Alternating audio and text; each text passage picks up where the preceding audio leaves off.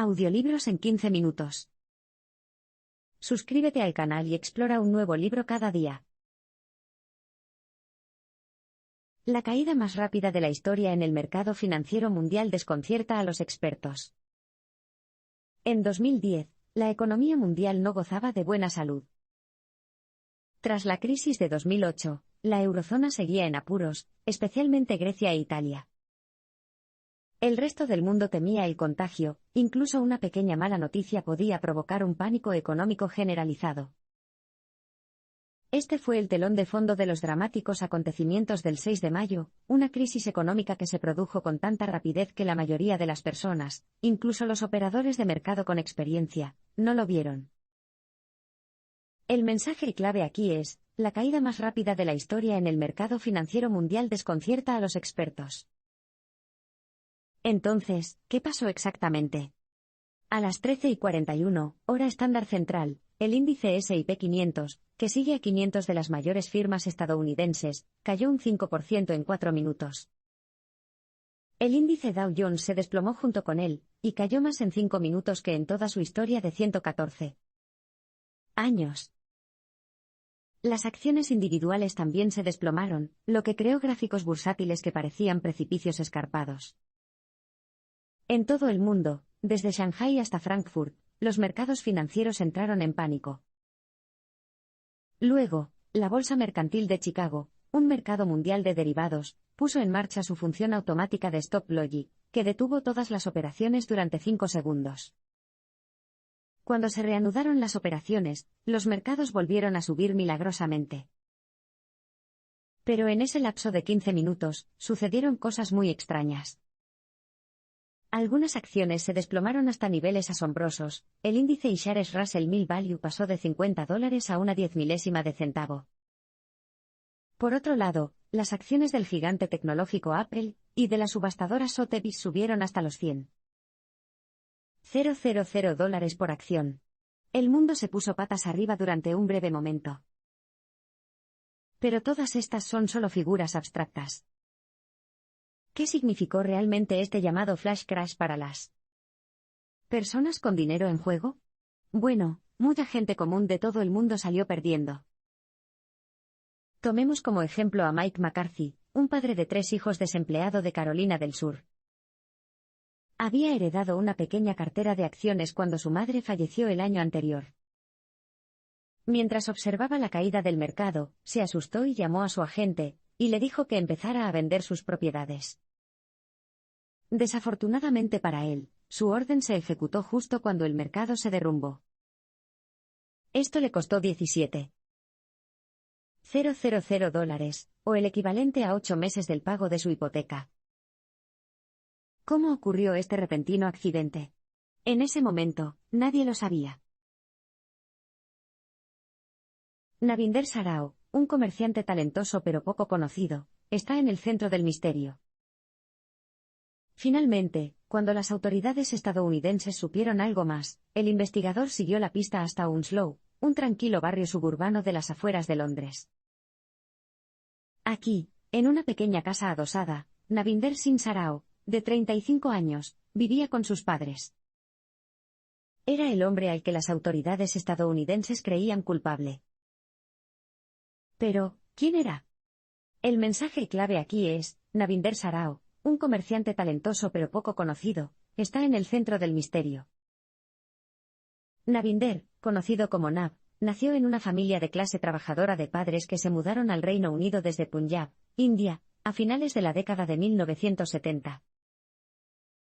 Un niño brillante, mostró un talento inusual para las matemáticas a una edad temprana. Cuando tenía 3 años, aprendió las tablas de multiplicar jugando a un juego electrónico llamado Little Professor. En la escuela, descubrió que podía multiplicar números largos.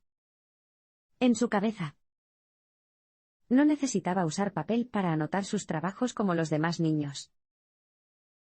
Más tarde, Nav asistió a la Universidad de Brunel, a pocos kilómetros de Hounslow, y estudió informática y matemáticas.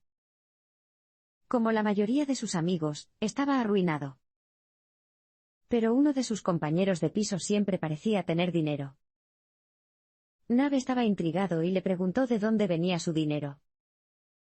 La respuesta era el comercio. Este fue el comienzo de la obsesión de Knapp con el mercado de valores.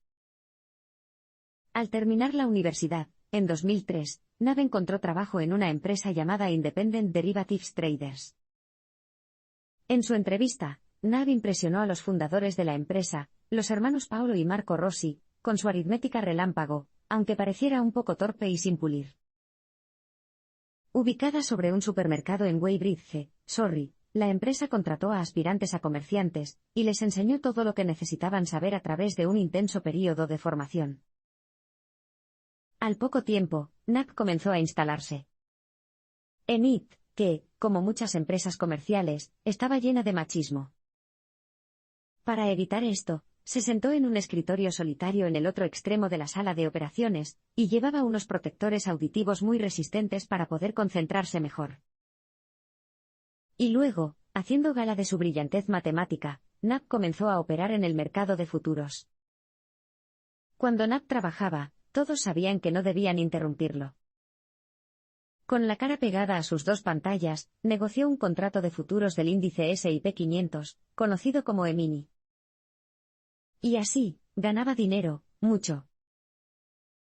Muy pronto, Knapp se convirtió en uno de los principales activos de la empresa. Brillante especulador del mercado de futuros que rivaliza con la nueva tecnología.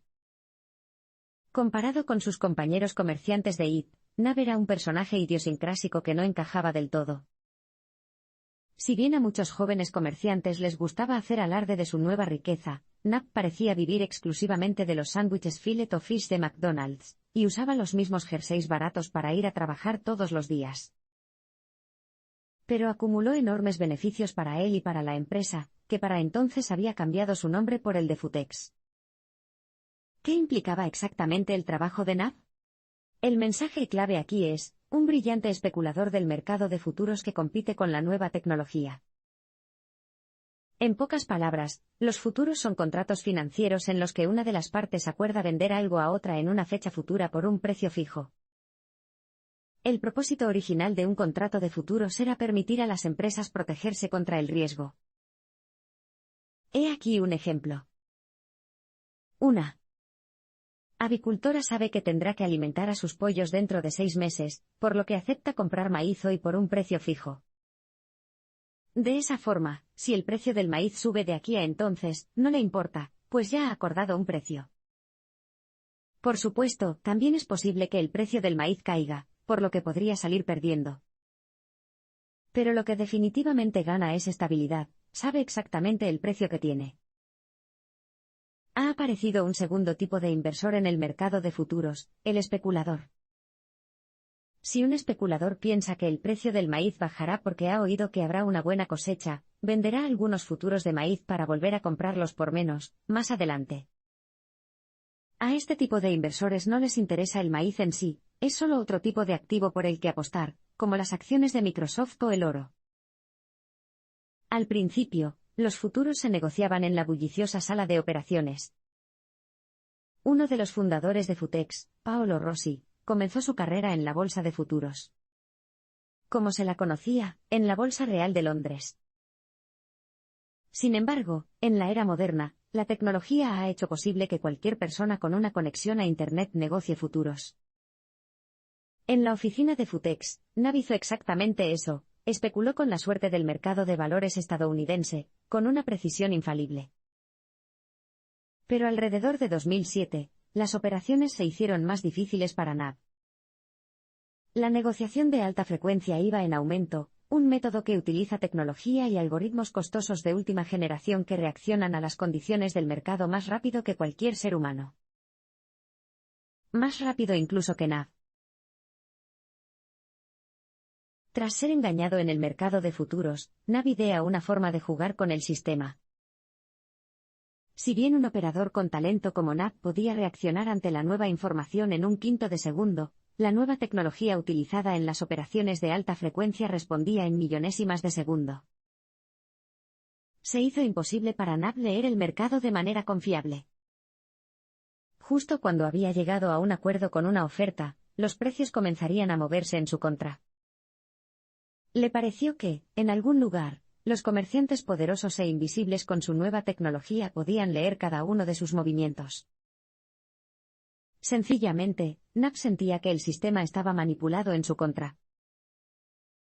El mensaje clave aquí es, tras ser engañado en el mercado de futuros, Knapp idea una forma de jugar con el sistema.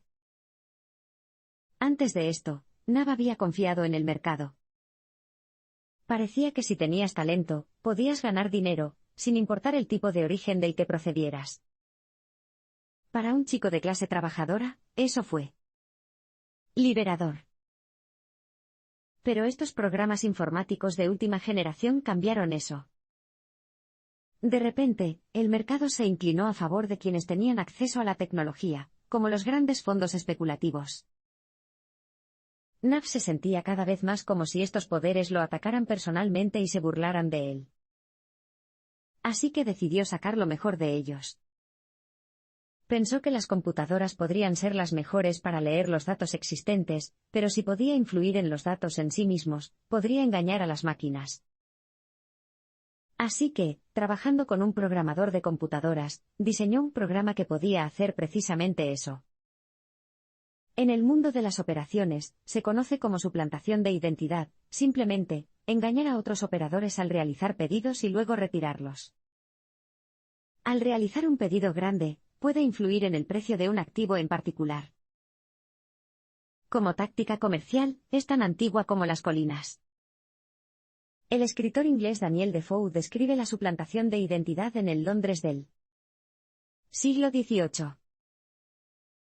Un gobernador de la Compañía de las Indias Orientales, Sir Josiah Child, hacía que sus corredores miraran con desaliento y sugirieran malas noticias sobre determinadas acciones.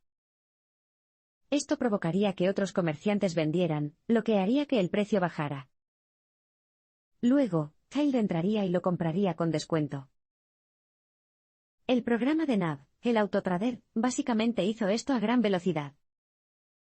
Incluiría grandes pedidos en un contrato de futuros, elevaría o bajaría el precio, y luego los retiraría automáticamente antes de que el precio pudiera alcanzarse.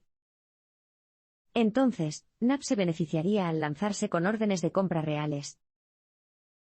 Pronto, logró burlar a los algoritmos.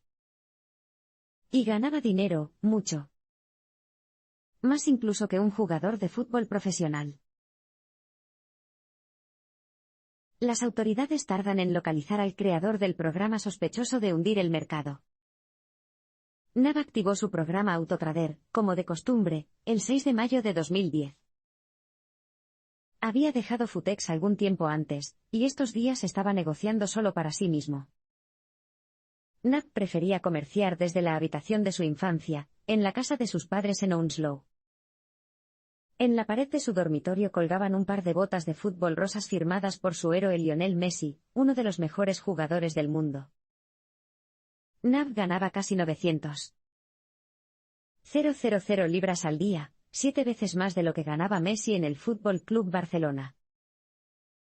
Como el programa Autotrader de Knapp realizó pedidos masivos y luego los retiró, los mercados ya estaban teniendo un mal día. Luego, un minuto después de cerrar el programa, 13:41, hora peninsular española, los mercados comenzaron su caída masiva. ¿Lo había causado él?